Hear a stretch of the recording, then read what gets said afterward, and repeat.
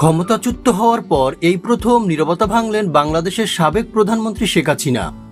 ভারতে আশ্রয় নেওয়া শেখ হাসিনা অভিযোগ করছেন তাকে ক্ষমতাচ্যুত করার ক্ষেত্রে যুক্তরাষ্ট্রের মতো বিদেশি শক্তিগুলোর হাত রয়েছে।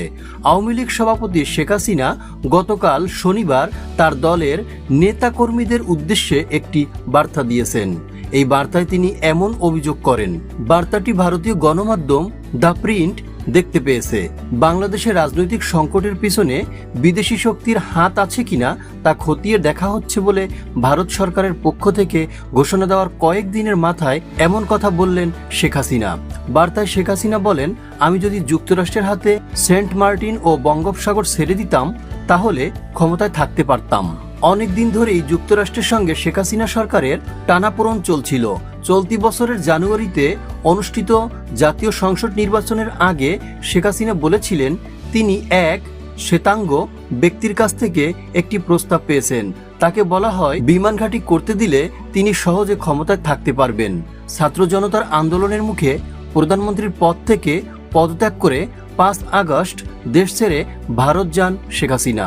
8 আগস্ট ডক্টর মোহাম্মদ ইউনূসকে প্রধান উপদেষ্টা করে গঠন করা হয় অন্তর্বর্তী সরকার।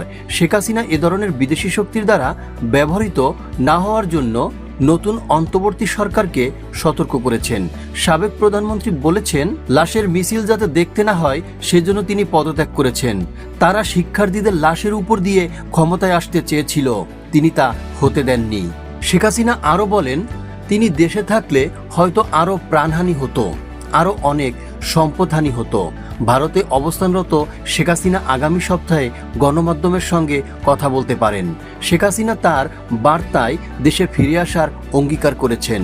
তিনি বলেছেন, আমি শিগগিরই ফিরব ইনশাল্লাহ। পরাজয় আমার, কিন্তু জয়ী হয়েছে বাংলাদেশের জনগণ। আমি নিজেকে সরিয়ে নিয়েছি। আপনাদের সমর্থন নিয়ে আমি এসেছিলাম। আপনারা ছিলেন আমার শক্তি। আপনারা যখন আমাকে চাননি তখন আমি নিজে থেকে সরে গেছি, পদত্যাগ করেছি। আমার যেসব কর্মী দেশে আছেন তারা কেউ মনোবল হারাবেন না। আওয়ামী লীগ বারবারই উঠে দাঁড়িয়েছে। সাবেক প্রধানমন্ত্রী অভিযোগ করেছেন তার বক্তব্য বিকৃত করা হয়েছে। এ ব্যাপারে তিনি বলেন, তিনি তরুণ শিক্ষার্থীদের আবার বলতে চান তিনি কখনোই তাদের রাজাকার বলেননি। তার কথাগুলো বিকৃত করা হয়েছে, একটি গোষ্ঠী ফয়দা নিয়েছে।